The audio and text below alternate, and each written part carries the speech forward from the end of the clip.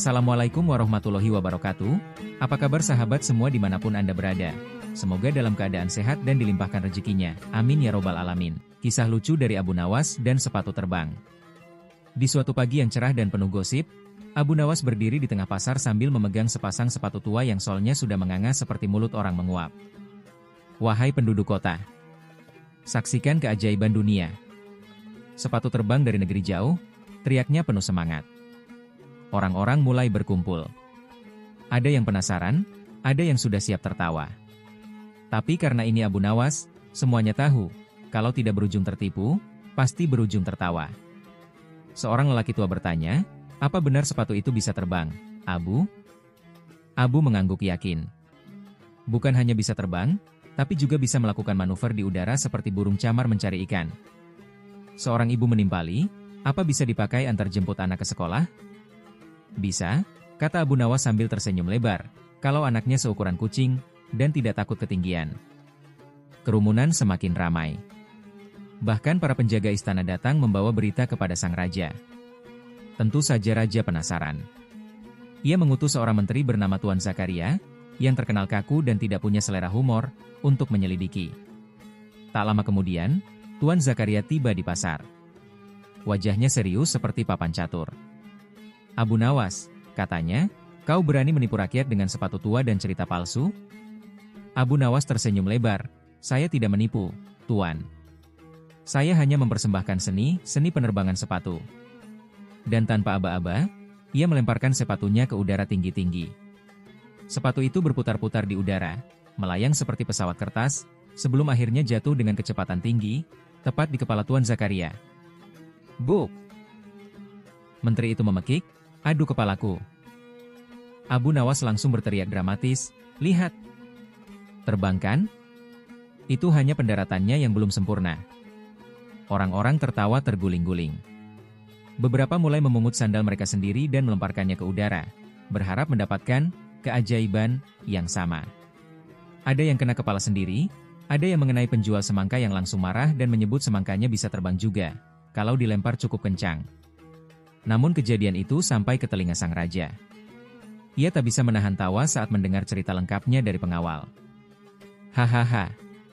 Abu Nawas memang tak pernah gagal membuatku tertawa, katanya. Tapi kemudian raja tersenyum licik, tapi aku ingin tahu sejauh mana kebohongan ini bisa ia pertahankan. Raja pun memanggil Abu Nawas ke istana. Abu Nawas, kau bilang sepatu itu bisa terbang? Tanya raja. Abu Nawas mengangguk. Benar, tuanku. Tapi hanya satu sepatu. Yang satu lagi hanya pengiringnya. Kalau begitu, ujar raja, aku ingin kau naik ke atas menara istana, lalu terbanglah menggunakan sepatumu. Kalau kau bisa mendarat dengan selamat, aku akan memberimu emas seberat gajah. Tapi jika tidak, kau akan membersihkan kandang unta selama 10 tahun. Abu Nawas tampak berpikir. Lama. Sangat lama. Akhirnya ia berkata, baik tuanku. Tapi izinkan saya melakukan uji simulasi terlebih dahulu. Simulasi? Tanya raja. Iya.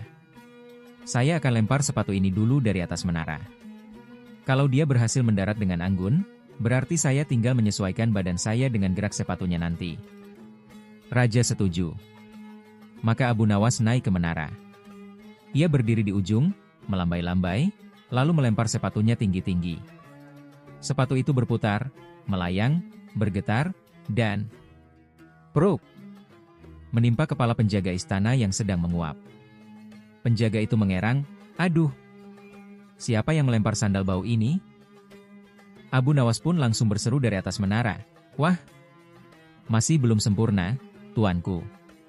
Sepatunya sepertinya demam. Mungkin harus direndam dulu semalam di air jahe. Raja tak bisa menahan tawa. Sudahlah, Abu Nawas. Kau memang penipu terhebat, tapi juga pelawak terbaik di kerajaan.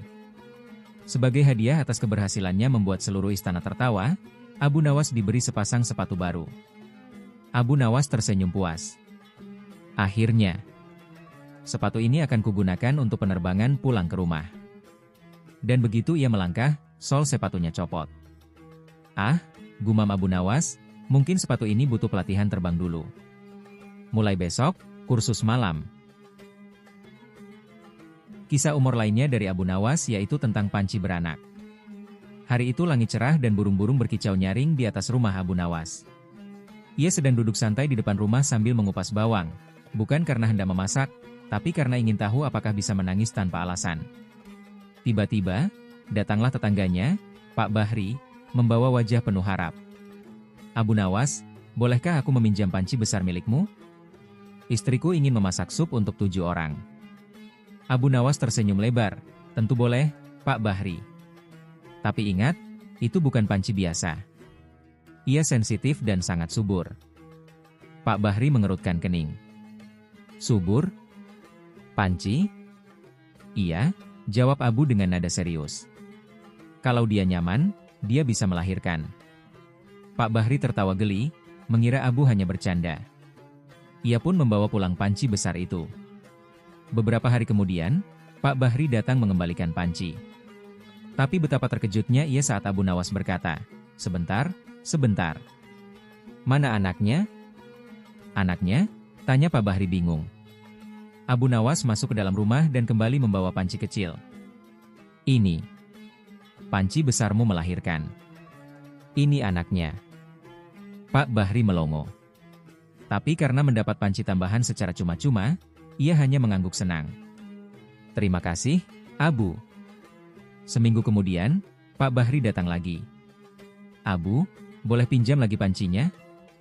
Kali ini aku ingin masak rendang untuk acara keluarga." Abu Nawas mengangguk, "Silakan. Tapi jaga baik-baik." Ia baru saja menyapi anaknya.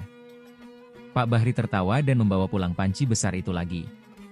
Namun, hari demi hari berlalu, panci tak kunjung kembali.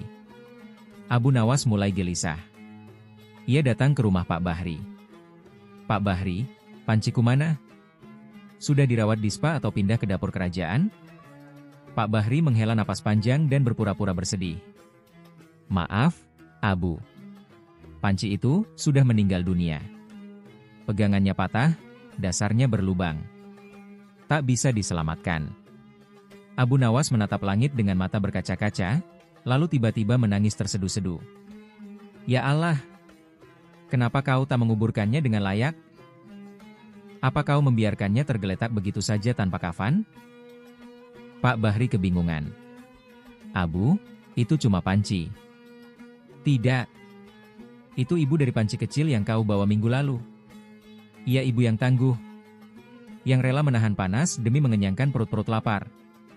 Kau tak menghargainya." Tetangga-tetangga mulai berdatangan karena suara tangisan Abu begitu nyaring. Mereka mulai berbisik-bisik, "Kasihan, Abu benar-benar sayang dengan pancinya."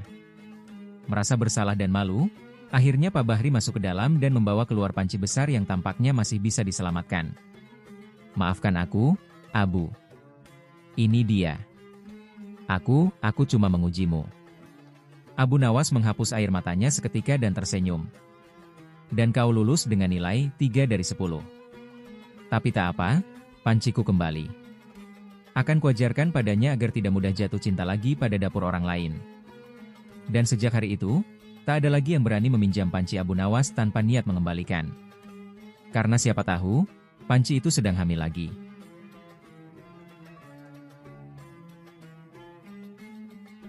Kisah lucu lainnya dari Abu Nawas tentang kucing paling bijak. Suatu pagi yang cerah di kota Baghdad, terdengar teriakan memecah keheningan pasar. "Aku tak terima. Ini penghinaan terhadap hukum dan hak asasi ikan," teriak Abu Nawas sambil berlari-lari kecil menuju istana sambil menggendong seekor kucing gemuk yang masih menjilati bibirnya. Orang-orang pasar hanya melongo. "Abu Nawas apalagi sekarang?" gumam seorang tukang roti. Sesampainya di gerbang istana, Abu langsung meminta bertemu hakim. "Aku mau sidang hari ini juga. Aku membawa terdakwa yang sangat cerdik tapi licik," katanya sambil menunjuk ke arah kucing. Pengawal yang berjaga sempat bingung. "Itu cuma kucing. Jangan tertipu," wajah imutnya. "Di balik kumisnya tersimpan niat jahat terhadap dunia perikanan," kata Abu dramatis. Beberapa saat kemudian, sidang pun dibuka di ruang pengadilan istana. Hakim masuk dengan jubah panjang dan wajah serius. "Apa perkara hari ini?" tanya hakim sambil duduk. Abu Nawas berdiri tegak. Ia meletakkan kucing di atas meja sidang. Yang mulia, kucing ini telah melakukan kejahatan luar biasa. Ia mencuri dan memakan ikanku, seekor ikan gurame berbakat yang baru saja belajar salto. Semua di ruangan menahan tawa. Bahkan hakim pun sempat batuk-batuk karena menahan senyum. Abu Nawas, kata hakim, kau membawa kucing ke pengadilan karena ia memakan ikanmu? Betul sekali, sahut Abu. Dan ikan itu bukan sembarang ikan. Ia punya masa depan cerah. Saya sudah daftarkan dia ikut lomba akrobat antar kolam. Jadi, kau ingin aku menghukum seekor kucing? Ya. Keadilan harus ditegakkan, Yang Mulia. Hakim mengusap jidat. Lalu, kau ingin aku menjatuhi hukuman apa pada si kucing? Abu menjawab dengan penuh kesungguhan, saya ingin dia disekolahkan. Sekolah hukum. Supaya dia tahu bahwa mengambil sesuatu tanpa izin itu pidana, bukan sekadar ngemil sore. Beberapa pengawal mulai tertawa terbahak. Tunggu, kata hakim, kau ingin kucing ini jadi pengacara? Setidaknya dia bisa membela dirinya sendiri saat dituduh nanti, jawab Abu, masih serius. Hakim menatap kucing itu, yang kini mulai menjilat ekornya sendiri. Dan bagaimana kalau kucing ini tidak lulus ujian hukum? Abu menjawab, setidaknya dia bisa jadi dosen etik untuk kucing-kucing lain. Atau satpam akuarium. Tawa pun pecah di ruang sidang. Tiba-tiba, salah satu menteri yang duduk di pojokan bertanya, apa kau yakin ini bukan karena kau lapar dan kehilangan makan malammu, Abu Nawas? Abu menoleh dengan cepat. Yang Mulia, ini bukan soal lapar. Ini soal prinsip. Kalau hari ini seekor kucing dibiarkan mencuri ikan, besok bisa jadi dia akan mencuri sandal. Lalu topi. Dan akhirnya tahta kerajaan. Kucing itu mendongak sebentar, lalu bersin. Abu menatapnya tajam. Hakim tak tahan lagi. Ia berdiri dan memutuskan, dengan ini, pengadilan menyatakan kucing tersebut tidak bersalah, karena ia bertindak berdasarkan naluri dan rasa lapar. Abu Nawas protes, tapi Yang Mulia. Tapi, potong hakim, karena kau sangat gigih memperjuangkan hukum, aku akan kirimkanmu ke sekolah hukum. Kau bisa belajar di sana, lalu kembali ke sini untuk mengajar si kucing. Semua meledak tertawa. Abu Nawas berdiri pelan, menggendong kucingnya, dan menghela napas, baiklah. Tapi jangan salahkan aku kalau kucing ini nanti jadi hakim dan mulai menjatuhkan denda ikan pada semua orang. Di luar ruang sidang, Abu Nawas bicara pada si kucing, lain kali curi ayam saja. Mereka tak punya pengacara. Dan si kucing hanya mengeong pelan, seolah menjawab, tapi ikan lebih gurih. Kisah lucu dari Abu Nawas lainnya yaitu tentang keledai yang bisa berhitung. Di suatu pagi yang cerah di kota Baghdad, para penduduk berkumpul di alun-alun kota. Ada kabar yang beredar sangat cepat dari mulut ke mulut, Abu Nawas memiliki keledai jenius yang bisa berhitung. Keledai bisa apa? Tanya seorang kakek kepada cucunya. Berhitung, kek. 2 tambah 2, 3 dikali 4. Hebat sekali, jawab si cucu sambil loncat-loncat kegirangan. Tentu saja, berita ini membuat seluruh kota heboh. Tak heran, Abu Nawas memang terkenal dengan ide-ide nyelenehnya. Tapi punya keledai pintar matematika? Itu baru tingkat keajaiban langit ketujuh. Keesokan harinya, Abu Nawas muncul di alun-alun dengan penuh gaya. Ia mengenakan jubah panjang yang ujungnya terseret-seret, dan di belakangnya, seekor keledai berwajah polos mengikuti dengan santai. Keledai itu kelihatan seperti tak tahu bahwa hari ini dia akan tampil sebagai profesor matematika. Wahai rakyat Baghdad, teriak Abu Nawas sambil naik ke atas tong kosong. Hari ini, kalian akan menyaksikan makhluk pertama di dunia, selain istri kalian, yang bisa menghitung dengan benar. Orang-orang tertawa. Beberapa istri langsung menyikut suaminya. Abu melanjutkan, perkenalkan, ini adalah Profesor Al-Khaldun. Keledai pertama yang lulus dari Universitas Otak Keledai jurusan ilmu perkalian. Bohong, seru seseorang. Kalau tak percaya, lihat sendiri, kata Abu, lalu berbalik ke arah keledainya. Abu Nawas berdeham dan bertanya, 2 tambah 2, berapa, wahai Profesor Al-Khaldun? Keledai itu diam. Matanya sayu. Kupingnya digerakkan ke kanan dan ke kiri, entah karena bingung atau karena lalat. Abu Nawas tenang saja. Ia lalu menendang tanah dengan kakinya. 1, 2, 3, 4 kali. Setelah itu, ia menatap keledainya. Dan, secara ajaib, keledai itu mengangguk pelan. Semua penonton berteriak kagum. Masya Allah! Luar biasa! Keledai ini lebih pintar dari pamanku. Aku ingin keledai juga. Seseorang dari kerumunan berkata, tanya yang susah, Abu Nawas. Jangan 2 tambah 2 terus. Abu mengangguk. Baik. Kita naikkan level. Ia pun berbalik lagi ke keledainya, 3 kali 4. Keledai diam lagi. Abu pun menendang tanah 12 kali. Kakinya hampir kram. Kemudian menatap keledai. Keledai itu mengangguk lagi. Orang-orang bersorak seakan baru melihat keajaiban dunia ke-8. Namun, di antara kerumunan, ada seorang anak kecil, si Rami, yang wajahnya tak percaya. Ia mendekat ke keledai, lalu dengan polosnya menggaruk-garuk leher keledai itu. Dan tiba-tiba keledai itu mengangguk cepat-cepat. Rami berkata keras, ini keledai bukan pintar, dia cuma ngangguk karena gatal. Orang-orang hening sejenak. Abu Nawas tiba-tiba panik. Hus! Anak kecil, diam. Jangan kau rusak program kuliah keledai ini. Tapi semuanya sudah telanjur tertawa.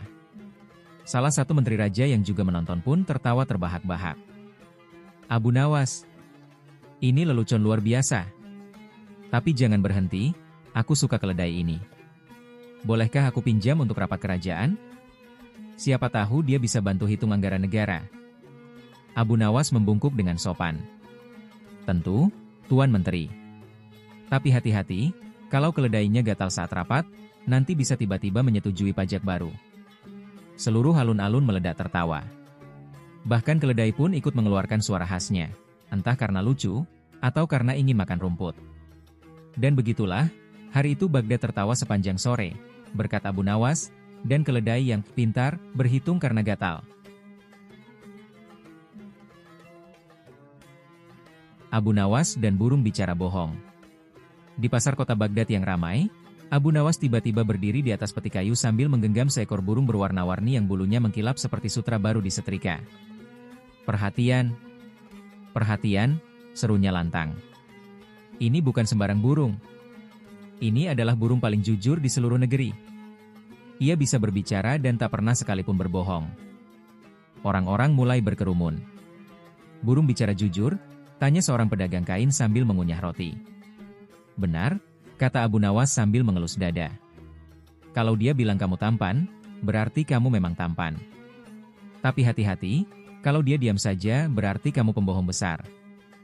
Orang-orang tertawa. Ayo. Siapa yang mau beli burung kejujuran ini? Hanya 1 dirham. Seorang saudagar kaya yang baru saja pulang dari perjalanan jauh mendekat. Namanya Tuan Abdul Ghosali, terkenal sombong dan suka membual.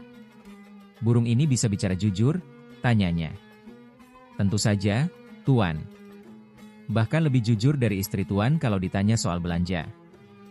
Semua tertawa, kecuali Abdul Ghosali yang mukanya memerah tapi gengsinya terlalu tinggi untuk marah.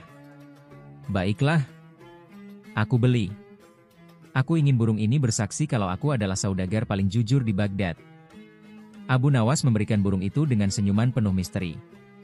Silakan, Tuan. Ajak bicara. Tapi jangan tersinggung kalau dia diam. 1 hari kemudian, Tuan Abdul Ghosali datang ke rumah Abu Nawas dengan wajah merah padam. Abu Nawas, kau penipu licik. Burung ini tidak bicara sama sekali. Abu Nawas dengan tenang menyeduh teh. Tenang, Tuan. Duduk dulu. Mau teh manis atau pahit seperti kenyataan hidup? Tidak usah main-main, bentaknya. Burung itu tidak mengucapkan sepatah kata pun sejak semalam. Abu Nawas mengangguk pelan, lalu menatap burung itu yang kini bertengger di bahunya. Oh, jadi dia diam, ya? Iya, kata Abdul Ghosali. Abu pun menepuk lututnya sambil tertawa. Berarti burung itu sedang jujur. Apa maksudmu? Dia tahu siapa dirimu, Tuan. Maka dia memilih diam daripada harus menyebut kebohonganmu satu persatu. Orang-orang yang kebetulan lewat mendengar percakapan itu dan tertawa terbahak-bahak. Diam itu emas, Tuan, lanjut Abu Nawas. Dan dalam kasus ini, Emasnya berbentuk kritik yang sangat halus. Abdul Ghazali menatap burung itu lama-lama. Ia mendekat, menatap ke matanya. "Burung, katakan aku ini jujur, bukan?" Burung itu diam membisu. "Tak berkedip." "Katakanlah," desaknya. Burung masih diam.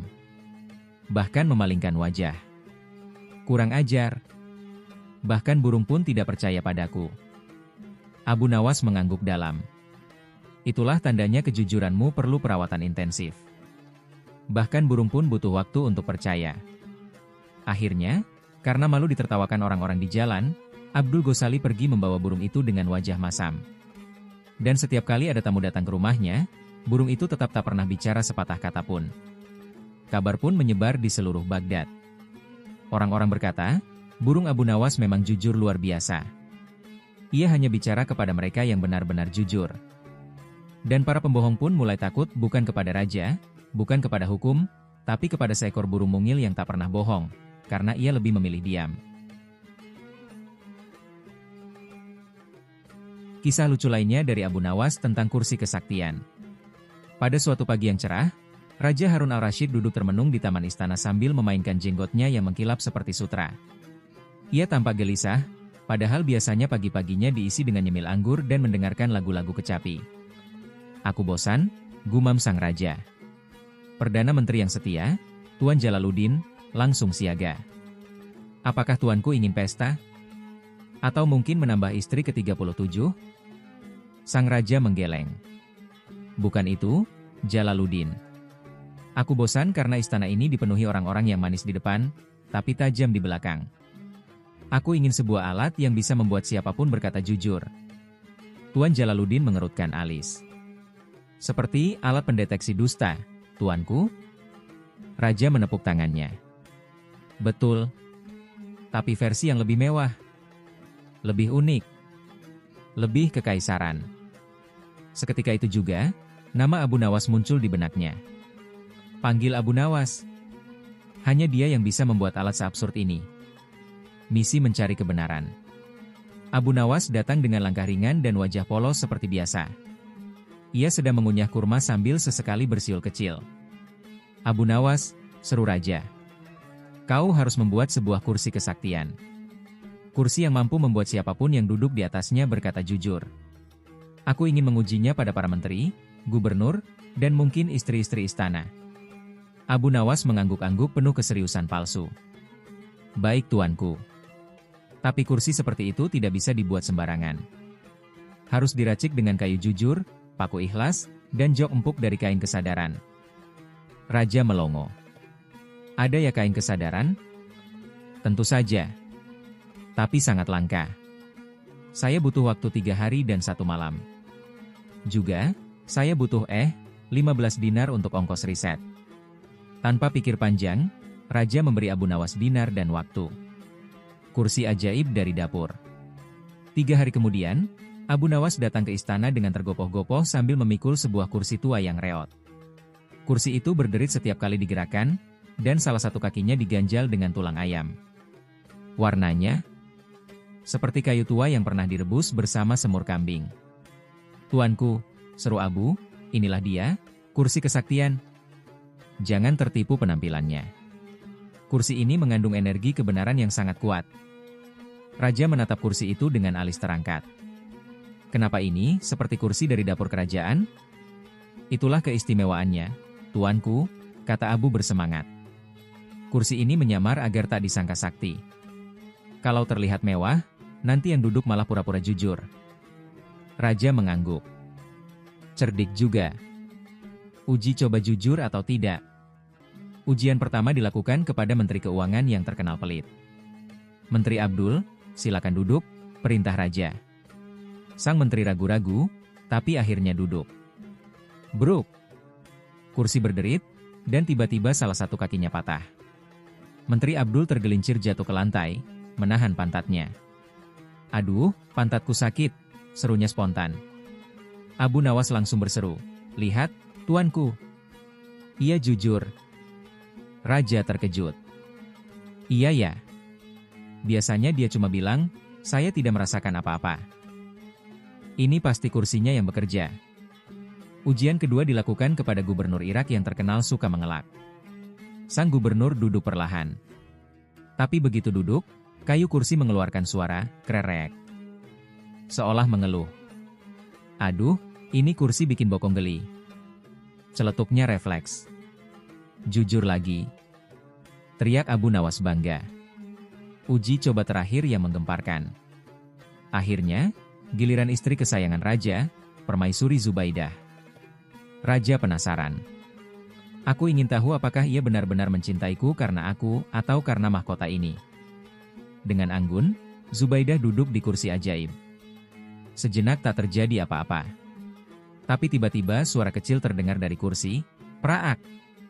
Dan joknya terlepas, membuat permaisuri terjerembab.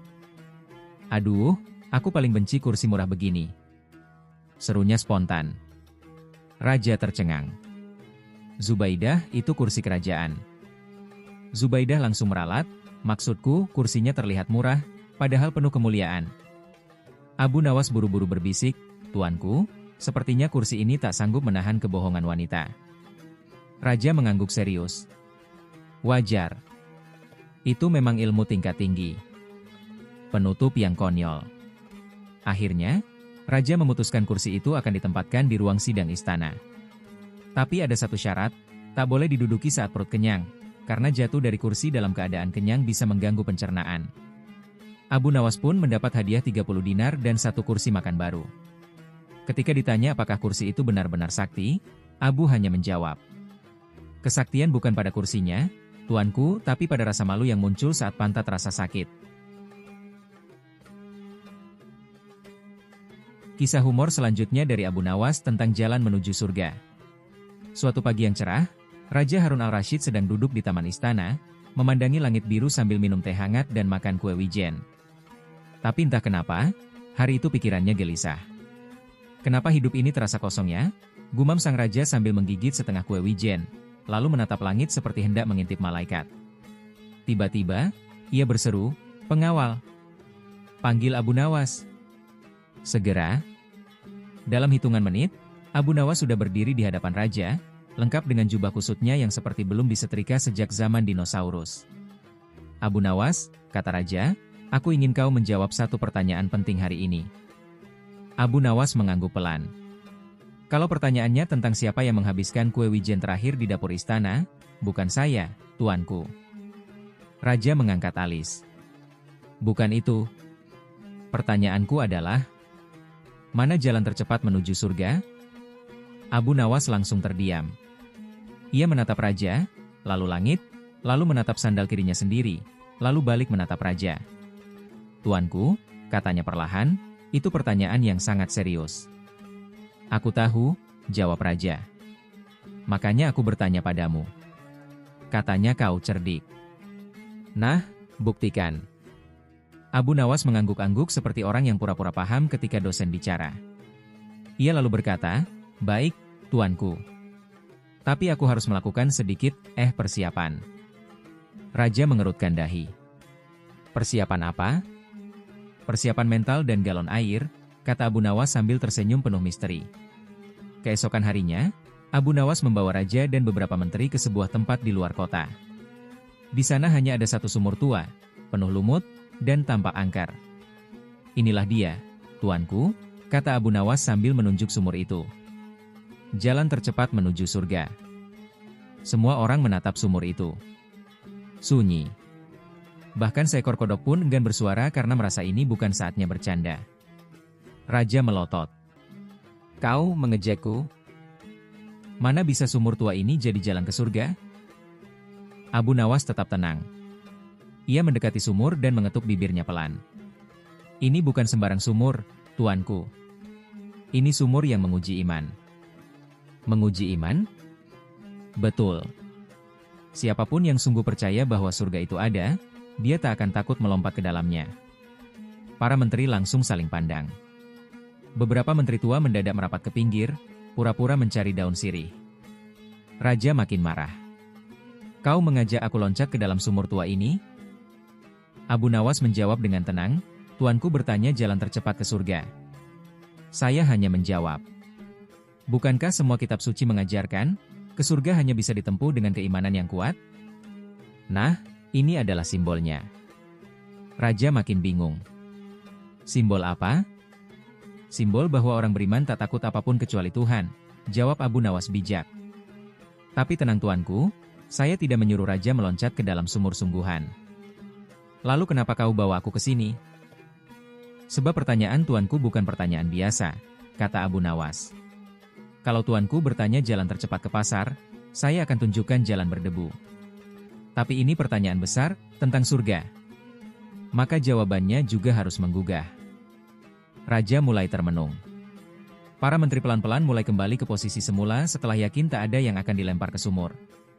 Jadi maksudmu, kata raja, aku harus beriman sepenuh hati? Abu Nawas mengangguk. Dan bukan cuma iman tapi juga amal, sabar menghadapi menteri yang cerewet, dan tidak marah kalau kue wijennya hilang. Raja mendengus. Kau menyindir aku lagi? Sedikit, kata Abu Nawas jujur. Raja lalu tertawa. Abu Nawas, kau memang aneh, tapi jawabmu selalu membuatku berpikir lebih dalam seperti sumur ini. Syukurlah tuanku tak jadi meloncat.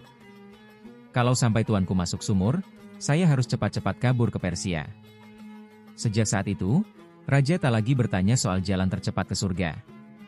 Ia lebih sering bertanya hal-hal ringan, seperti, Abu Nawas, siapa yang nyolong sandal saya? Dan Abu Nawas akan menjawab dengan senyuman. Mungkin sandal tuanku sedang menempuh jalan ke surga lebih cepat dari kita semua. Kisah humor lainnya dari Abu Nawas yaitu tentang peti mati bisa bicara. Pagi itu, pasar kota Baghdad geger. Abu Nawas datang membawa sesuatu yang sangat aneh, sebuah peti mati. Bukan karena kematian seseorang, bukan pula karena pemakaman dadakan, tapi karena Abu Nawas mendorong peti mati itu sambil berteriak. Ini dia. Peti mati ajaib yang bisa bicara. Hanya hari ini, satu-satunya di dunia, langsung dari langit ketujuh. Orang-orang langsung berkerumun. Seorang pedagang semangka berseru, apa katanya bisa bicara? Peti mati? Kalau bisa masak juga, saya beli 2. Abu Nawas berdiri di atas bangku kayu, lalu dengan gaya seperti penjual obat keliling, dia berkata, Tuan-tuan, nyonya-nyonya, dan para jomblo sekalian. Peti ini bukan peti biasa. Ia bisa menjawab pertanyaan paling sulit dalam hidup. Dan jujur. Lebih jujur dari Menteri Keuangan Kerajaan. Semua orang tertawa, termasuk seekor kambing yang entah kenapa ada di tengah kerumunan. Lalu, Abu Nawas dengan hikmat mengetuk peti itu perlahan 3 kali. Tok tok tok. Dia mendekat, memasang wajah serius, lalu berkata, Peti, apakah kau lapar? Seketika itu juga, Abu Nawas menjawab dengan suara berat dan pelan, seolah dari dalam peti. Tidak, aku sudah mati. Orang-orang terdiam. Beberapa mundur perlahan. Seorang bocah kecil menjerit dan kabur sambil menjatuhkan roti. Peti mati itu benar-benar bicara. Jerit seorang nenek sambil menggenggam dada. Tenang, tenang. Abu Nawas tertawa, ini belum apa-apa. Mari kita tanya lagi. Ia kembali mengetuk. Peti, apakah kau mencintai istrimu? Jawaban kembali keluar dengan suara rendah yang mendayu. Cintaku padanya kubawa hingga ke liang lahat, tapi dia malah kawin lagi dengan tukang arang. Pasar langsung meledak tawa. Bahkan si kambing tadi sampai pingsan karena tertawa, atau karena kepanasan, tak ada yang tahu pasti. Salah satu saudagar kaya, penasaran, mendekat dan berkata, Abu Nawas, kalau benar peti ini bisa bicara, tanya dong berapa hutang saya di warung sebelah? Abu Nawas kembali mengetuk. Tok tok tok. Peti, berapa hutang tuan ini? Cukup untuk mengisi 3 peti mati dan 1 hutang cinta yang belum dilunasi. Semua orang nyengir. Si saudagar langsung cabut dari pasar sambil pura-pura menelpon jin. Tak lama kemudian, datanglah petugas keamanan pasar. Abu Nawas, ini mengganggu ketertiban umum. Kau dituduh bikin kegaduhan dengan peti gaib? Abu Nawas tenang. Oh, Tuan. Peti ini bisa membantu para petugas sepertimu. Apa maksudmu? Coba tanya sendiri. Petugas pun mengetuk, Peti, apakah aku akan naik pangkat bulan depan? Jawaban terdengar. Tidak kecuali kau berhenti tidur saat jaga malam. Petugas merah padam. Tapi karena semua orang tertawa, ia pun tak bisa marah. Akhirnya, seorang penasaran bertanya, Abu Nawas, bagaimana sebenarnya peti ini bisa bicara? Jangan-jangan kau bawa jin? Abu Nawas tersenyum. Ia membuka tutup peti itu, dan ternyata, di dalamnya ada seekor burung beo tua yang sudah pensiun dari sirkus. Beo ini dulu pandai menirukan suara hantu. Sekarang kuberi pekerjaan tetap sebagai peti mati yang bijak, kata Abu bangga. Orang-orang tertawa lebih keras. Beberapa langsung antre ingin menyewa peti itu untuk acara ulang tahun, lamaran, bahkan sidang perjanjian tanah. Dan sejak hari itu, peti mati bicara jadi ikon pasar Baghdad. Dan Abu Nawas? Ia membuka jasa konsultasi spiritual dengan tarif 1 telur dan setengah lelucon. Kisah kekocakan lainnya dari Abu Nawas yaitu tentang sapu terbang penyapu utang. Pada suatu pagi yang cerah, Abu Nawas duduk santai di depan rumahnya dengan sebatang rokok daun dan secangkir kopi yang entah isinya kopi atau air cuci kaki. Di sebelahnya berdiri sebuah sapu lidi yang diikatkan ke kursi kayu kecil. Wajah Abu Nawas terlihat serius, mulutnya komat kamit seperti sedang merapal mantra. Orang-orang yang lewat mengintip dengan penasaran. Apalagi si Abu Nawas ini? Kok ngomong sama sapu? Bisik seorang ibu. Jangan-jangan dia sekarang jadi dukun? Timpal bapak tua yang giginya tinggal 2 biji. Satu di atas satu di bawah tapi tidak saling kenal. Lalu tiba-tiba, Abu Nawas berdiri dan berteriak. Saudara-saudara sekalian, hari ini adalah hari bersejarah. Saya, Abu Nawas, penemu, penjual, sekaligus pengguna pertama sapu terbang penyapu utang. Orang-orang langsung berkumpul seperti semut melihat gula. Ada yang penasaran, ada yang skeptis, ada juga yang berharap sapu itu bisa disetel buat nyapu mantan dari hati. Bagaimana cara kerjanya? Tanya seorang pedagang yang baru saja dikejar tukang tagih utang. Abu Nawas tersenyum lebar. Mudah. Kau tinggal duduk di bangku sapu ini, sebutkan nama penagih utangmu, dan dalam hitungan 3, utangmu akan tersapu, lenyap. Orang-orang ternganga. Bisa begitu? Apakah ini sihir atau tipu-tipu? Abu, kamu bohong ya?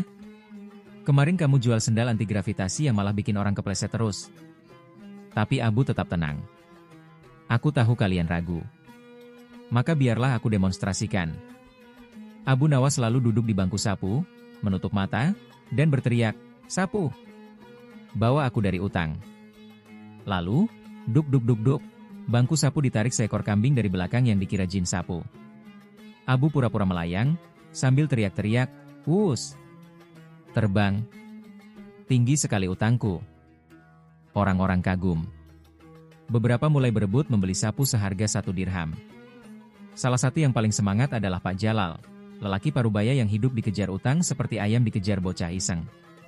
"Aku mau beli 1, Abu," serunya. "Baik, Pak Jalal. Tapi ingat, sapu ini hanya bekerja sekali. Jangan sia-siakan," ujar Abu Nawas sambil menyembunyikan senyum liciknya. Setelah membayar, Pak Jalal langsung duduk di atas sapu. "Bawa aku dari utang. Bawa aku dari tagihan hidup. Bawa aku dari istri yang cerewet soal cicilan." Sapu pun ditarik kambing, menuju ke arah rumah Abu Nawas. Sesampainya di sana, Abu Nawas sudah duduk manis dengan buku catatan. "Selamat datang, Pak Jalal. Selamat, Anda telah bebas dari utang-utang lama. Tapi mulai hari ini, Anda punya utang baru, 1 dirham dari pembelian sapu dan sewa kambing penarik." Pak Jalal melongo seperti kerupuk ketumpahan kuah. "Jadi sapunya tidak menyapu utang?" "Benar, sapunya menyapu utang lama, lalu diganti utang yang baru di tempat saya. Itu namanya sistem tukar utang. Sangat modern." Pak Jalal mengeluh, "Lalu bagaimana cara menyapu utang ini?" Abu Nawas tersenyum licik, "Beli sapu yang 1 level lebih tinggi. Sapu turbo penghapus kredit. Hanya 5 dirham." Dan begitulah, orang-orang satu desa mulai mengantri beli sapu-sapu Abu Nawas, yang semuanya entah menyapu utang, menyapu harapan, atau menyapu isi kantong sendiri. Raja yang mendengar kabar ini pun datang ke rumah Abu Nawas. "Wahai Abu, apa benar kau bisa menghilangkan utang rakyat?" Abu tersenyum, "Bisa, tuanku. Tapi syaratnya, Utang kerajaan ke rakyat juga harus dihapus.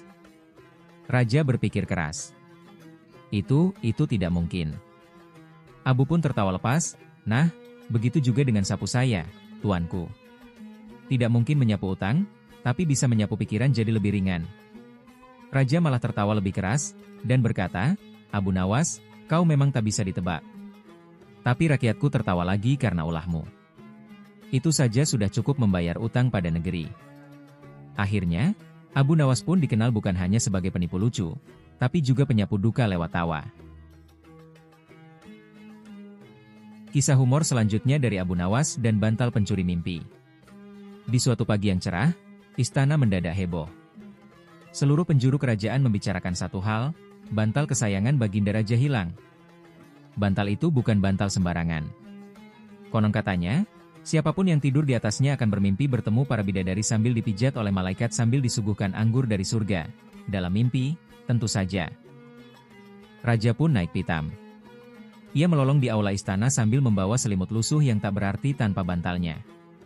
Siapa pencuri bantal istana? Siapa yang tega merampas mimpi surgawi hamba Tuhan ini? Tentu saja, tak butuh waktu lama sampai nama Abu Nawas muncul. Bahkan sebelum penyelidikan dilakukan, para penjaga sudah menyeretnya ke istana. Abu Nawas masih mengunyah ketan isi kelapa saat ia ditarik paksa. Penjaga, Abu Nawas, kau dituduh mencuri bantal raja. Abu Nawas, sambil menelan ketan, bantal siapa? Bantal raja. Astaga, itu bantal? Kukira awan nyasar. Raja memandang tajam Abu Nawas, hampir seperti ingin memanggangnya hidup-hidup dan menyajikannya bersama sambal kecap. Raja, Abu Nawas. Aku dengar kau yang mencuri bantal mimpiku. Aku tak mimpi apa-apa semalam. Bahkan tikus pun tak muncul dalam mimpiku. Abu Nawas, ampun Baginda, saya tidak mencuri bantal. Saya hanya menyelamatkan mimpi orang lain. Para menteri saling menatap. Bahkan kambing istana yang lewat pun berhenti mengunyah jerami karena penasaran. Raja, menyelamatkan mimpi orang lain? Bagaimana bisa? Abu Nawas pun berdiri dengan gaya dramatis, seakan sedang berpidato di depan Dewan Galaksi. Abu Nawas, bayangkan, Baginda. Bantal itu sudah terlalu banyak memuat mimpi-mimpi indah. Ia kelelahan. Kalau terus digunakan Baginda, bisa-bisa bantal itu meledak karena kelebihan kenangan. Maka saya membawanya keluar sejenak untuk menyegarkan mimpi-mimpinya. Raja, jadi maksudmu kau menyegarkan bantal itu dengan menidurinya? Abu Nawas, sambil tersenyum, tidak hanya tidur, Baginda. Saya ajak bantal itu jalan-jalan keliling kota, naik ke bukit, bahkan saya ajak nonton pertunjukan wayang semalam. Menteri Agung yang sudah tua hampir tersedak karena menahan tawa. Tapi ia pura-pura batuk karena takut dipecat. Raja, geram, dan apa hasilnya? Wahai penyair omong kosong? Abu Nawas, hasilnya luar biasa, Baginda. Tadi malam saya tidur di atas bantal itu dan bermimpi saya jadi Baginda Raja, duduk di tahta, para bidadari memijit, dan, astaga, saya bangun dengan air liur menetes bahagia. Raja, itu mimpiku. Abu Nawas, justru itu, Baginda. Bantal itu sedang mengalirkan mimpi Baginda ke rakyat kecil agar kami tahu betapa indahnya jadi raja. Bukankah itu bentuk pendidikan spiritual? Raja hampir melempar Abu Nawas dengan guling kerajaan, tapi ia terdiam sejenak, lalu berpikir. Raja, kalau begitu mana bantalku sekarang? Abu Nawas, sedang saya cucikan, Baginda. Banyak air liur rakyat yang menetes di situ. Saya khawatir nanti para bidadari dalam mimpi protes karena alasnya bau petai. Seluruh istana pecah oleh tawa. Bahkan Raja akhirnya tertawa sambil menepuk jidat. Raja, baiklah Abu Nawas, kau bebas. Tapi lain kali kalau ingin tidur dengan mimpiku, izin dulu. Abu Nawas, menunduk, siap, Baginda. Tapi kalau boleh usul, mimpi Baginda lebih baik diproduksi massal. Biar semua rakyat ikut bahagia walau hanya di tidur siang. Dan sejak hari itu, bantal itu diberi nama baru oleh Raja, bantal pemersatu mimpi rakyat. Abu Nawas pun sering diminta meminjamkan kepala untuk menguji kualitas bantal istana. Kisah humor dari Abu Nawas tentang unta yang patah hati. Suatu pagi yang terik, istana mendadak geger. Bukan karena perang, Bukan juga karena bencana, melainkan karena seekor unta. Unta kesayangan raja tiba-tiba mogok makan. Ia duduk lesu di pojok kandang, matanya menerawang, bahkan tak tertarik pada kurma muda yang biasa ia rebut dari tangan pengasuhnya. Setiap kali seseorang mencoba mendekatinya, si unta hanya mendesah panjang, seolah menanggung luka hati yang amat dalam. Raja pun cemas bukan main. Ini bukan unta biasa. Ini unta yang kupeluk saat sedih dan kutunggangi saat gembira. Seluruh tabib istana dikerahkan. Satu demi satu datang dengan ramuan, doa, sampai mantra yang membuat ayam tetangga menari-nari. Tapi si unta tetap lesu, menolak makan dan bahkan menolak selfie bersama penjaga istana yang iseng. Akhirnya, dengan wajah seperti habis menelan jeruk asam, raja memanggil Abu Nawas. Abu Nawas datang dengan santai seperti biasa, bahkan sempat mampir beli gorengan di depan gerbang istana. Abu Nawas, unta kesayanganku murung. Ia sepertinya patah hati. Patah hati? Tanya Abu Nawas sambil menggigit tahu isi. Dia diputusin siapa, tuanku? Itu yang sedang kucari tahu. Pokoknya tolong sembuhkan. Kalau kau berhasil, aku akan memberimu hadiah besar. Tapi kalau gagal, dikurung di kandang unta, ya? Sela Abu Nawas sambil tersenyum. Tenang, tuanku. Biar hamba coba pendekatan secara psikologis. Abu Nawas berjalan ke kandang unta. Ia duduk di sebelah hewan besar itu, menatapnya penuh iba. Wahai unta, bisiknya, aku tahu perasaanmu. Kau sedang terluka, hatimu remuk redam, mungkin karena jodoh tak sampai atau karena rumput tetangga lebih hijau. Unta mendengus pelan, tapi masih tampak galau. Abu Nawas mengangguk-angguk, lalu tiba-tiba berbisik di telinganya. Kalau kau terus seperti ini, raja akan menggantimu dengan keledai. Unta itu langsung mengangkat kepalanya. Matanya membelalak. Keledai? Iya, sang makhluk padang pasir yang elegan dan bergelombang leher indah, digantikan dengan makhluk yang jalannya loncat-loncat dan suka nendang? Tak perlu dikatakan dua kali. Unta itu langsung berdiri tegak, seperti pahlawan yang siap berperang. Ia menghampiri tumpukan jerami dan mulai mengunyah dengan semangat luar biasa. Bahkan ia sempat menyundul Abu Nawas seolah ingin berkata, "Tenang, aku sudah move on." Sang raja yang menyaksikan dari kejauhan langsung berdiri. Subhanallah. Dia makan. Dia berdiri. Dia menyundul Abu Nawas. Abu Nawas kembali ke hadapan raja dengan pakaian sedikit berantakan dan rambut agak kusut akibat disundul penuh cinta. Hebat sekali, Abu Nawas. Apa yang kau lakukan? Abu Nawas tersenyum, membersihkan sisa jerami dari bajunya. Hamba hanya memberitahunya bahwa patah hati bukan alasan untuk dikalahkan oleh keledai. Cinta memang berat, tuanku, tapi harga diri jauh lebih berat. Raja tertawa terpingkal-pingkal. Kau memang luar biasa. Kau tidak hanya menyembuhkan unta, tapi juga memberinya motivasi hidup. Sejak saat itu, unta sang raja jadi lebih aktif, bahkan mulai menolak makanan kalau tidak dikasih piring porselen. Dan Abu Nawas? Ia diangkat jadi penasihat ist. Kisah menarik selanjutnya dari Abu Nawas yaitu tentang gelas kosong yang penuh makna. Suatu pagi yang cerah, raja mendadak bangun dengan ide cemerlang, setidaknya menurut dirinya sendiri. Hari ini aku ingin menguji kepandaian rakyatku, serunya sambil menggulung lengan baju seperti hendak mencuci piring, padahal cuma ingin terlihat aktif. Wahai para menteri, panggilnya.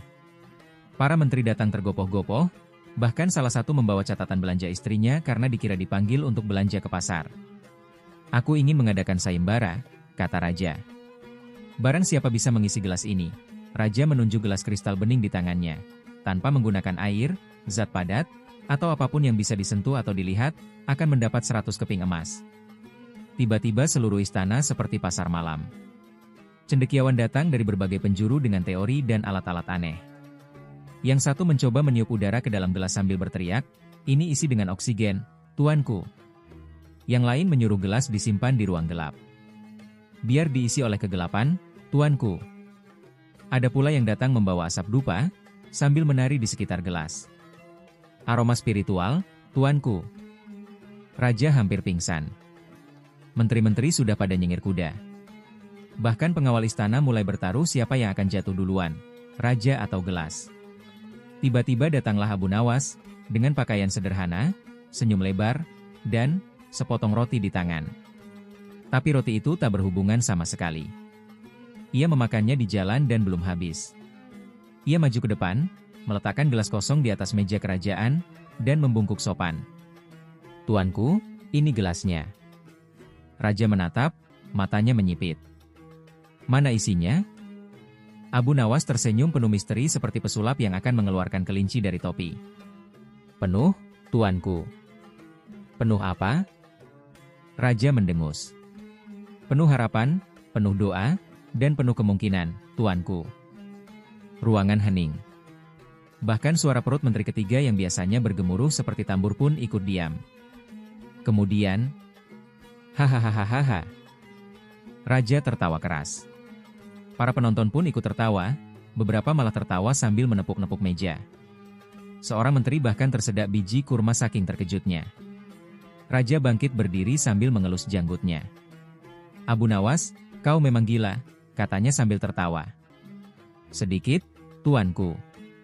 Tapi gilaku membawa makna," jawab Abu Nawas dengan angkuh lucu. "Gelasmu kosong tapi kau isi dengan sesuatu yang lebih dari yang lain. Harapan dan kemungkinan, ya?" Raja mengangguk-angguk.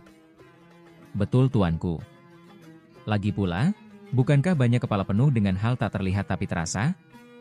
"Benar, benar," Raja mengangguk, sambil menunjuk menteri-menterinya, sayangnya yang ini malah penuh dengan hutang dan alasan. Para menteri pura-pura tertawa, meski dompet mereka memang tipis. Raja tertawa semakin keras dan langsung berkata, 100 keping emas untuk Abu Nawas. Dan tambahan 1 gelas kosong lagi, biar dia isi dengan mimpi. Dan sejak hari itu, gelas kosong di istana disimpan di lemari istimewa bertuliskan, "Gelas Abu Nawas penuh dengan segalanya." Kisah selanjutnya dari Abu Nawas ketika menjadi tukang cat. Hari itu suasana istana mendadak ramai. Seorang penjaga datang berlari-lari, napasnya tersengal-sengal seperti kambing dikejar kucing. "Tuanku, ada yang mencuri ember cat kerajaan," lapornya. Raja mengangkat alis. "Cat? Ember cat? Siapa pencurinya?" "Belum tahu, tuanku. Tapi ada jejak kaki penuh warna mengarah ke rumah Abu Nawas." Raja langsung mengirim pengawal. Dalam waktu singkat, Abu Nawas pun ditangkap. Tapi yang membuat semua orang kaget bukan karena ia melawan, tapi karena penampilannya yang mencolok, seluruh tubuhnya penuh warna. Wajahnya biru sebelah, tangannya kuning belang merah, jubahnya seperti pelangi gagal. "Apa yang kau lakukan pada dirimu sendiri?" bentak Raja. Abu Nawas menunduk, lalu berkata dengan gaya teater, "Ampun, tuanku. Ini bukan pencurian, ini seni kontemporer." "Seni apa?" "Seni cat tubuh. Hamba mencat diri sendiri jadi lukisan berjalan. Bukankah itu lebih baik daripada mencat tembok yang tidak bisa tertawa?" Raja melirik ke arah wajah Abu Nawas yang setengah merah seperti kepiting rebus. "Tapi cat itu milik istana." "Benar, tuanku. Dan istana adalah lambang kemegahan. Maka hamba jadikan tubuh hamba sebagai dinding promosi kemegahan itu," katanya dengan bangga. Raja makin bingung. "Promosi?" "Benar. Izinkan hamba berjalan keliling desa. Orang-orang akan melihat betapa istana kita punya pelukis gila. Maksud saya, pelukis kreatif. Mereka akan penasaran, lalu datang ke istana. Tiket masuk bisa dipungut. Istana untung." Raja mengelus janggutnya yang tiba-tiba merasa kurang berwarna. "Baiklah," kata Raja. "Tapi jika dalam 3 hari tidak ada satupun rakyat yang datang karena kau, maka kau akan dicat ulang jadi patung." Keesokan harinya, Abu Nawas mulai aksinya. Ia berjalan keliling desa sambil menyanyikan lagu. "Aku bukan maling cat. Aku hanya seni yang lewat. Mau lihat istana hebat? Ayo ke kerajaan cepat." Anak-anak berlarian mengejarnya, ibu-ibu terkekeh melihat keningnya yang dicat seperti matahari, dan para bapak heran kenapa dia mencet bahkan jempol kakinya dengan motif polkadot. Dalam 2 hari, kabar tentang manusia lukisan dari istana menyebar luas. Orang-orang berdatangan dari desa sekitar. Bahkan ada yang menyangka itu bagian dari sihir kerajaan. Raja kaget melihat gerbang istana ramai seperti pasar malam. Penjaga istana sampai kewalahan mengatur antrean. "Tuanku, Pengunjung hari ini 200 orang. Semuanya bayar tiket masuk. Raja langsung memanggil Abu Nawas yang kini datang dengan warna baru di tubuhnya, belang-belang zebra biru. Kau benar-benar berhasil. Tapi kenapa sekarang belang biru? Tanya Raja. Hamba ingin menampilkan edisi laut pasang, tuanku, katanya sambil membungkuk penuh gaya. Raja tak tahan lagi. Ia tertawa terbahak-bahak hingga janggutnya hampir tercelup tinta. Mulai hari ini, kau kuangkat jadi tukang cat kerajaan. Tapi hanya boleh cat tubuhmu sendiri. Abu Nawas pun resmi menjadi satu-satunya seniman tubuh kerajaan. Ia menggaji dirinya sendiri, mengecat dirinya seminggu sekali, dan setiap Sabtu menjadi tontonan rakyat. Dan sejak itu, tidak ada lagi yang berani mencuri cat kerajaan, takut kalau nanti disuruh jadi poster hidup keliling desa. Kisah kocak selanjutnya dari Abu Nawas dan kambing bernyanyi. Pada suatu hari yang cerah di kerajaan, sang raja sedang bosan bukan kepalang. Ia sudah jenuh menonton pertunjukan tari, mendengar syair pujangga, dan bahkan bosan main catur dengan menteri, karena menterinya selalu kalah dalam 2 langkah. Aku ingin hiburan yang berbeda, seru raja sambil menjentikan jari. Para menteri menunduk takut-takut. Salah satu dari mereka nekat angkat bicara, mungkin pertunjukan hewan, tuanku? Ah, sudah pernah. Raja mengibaskan tangan. Aku sudah lihat monyet bermain sulap, ayam menari, bahkan burung beo yang bisa menyebut nama seluruh silsilah kerajaan. Tiba-tiba raja menyipitkan mata. Aku ingin kambing yang bisa bernyanyi. Ruangan seketika hening. Penasihat utama menelan ludah. Panglima perang langsung pingsan karena terlalu kaget. Kambing? Bernyanyi? Itu sama mustahilnya seperti unta ikut lomba balet. Namun, sebelum para menteri sempat menolak dengan alasan ilmiah atau logika sehat, muncullah Abu Nawas sambil mengangguk-angguk tenang. Hamba sanggup, tuanku, katanya percaya diri. Raja mengangkat alis. Kau yakin bisa membuat kambing bernyanyi?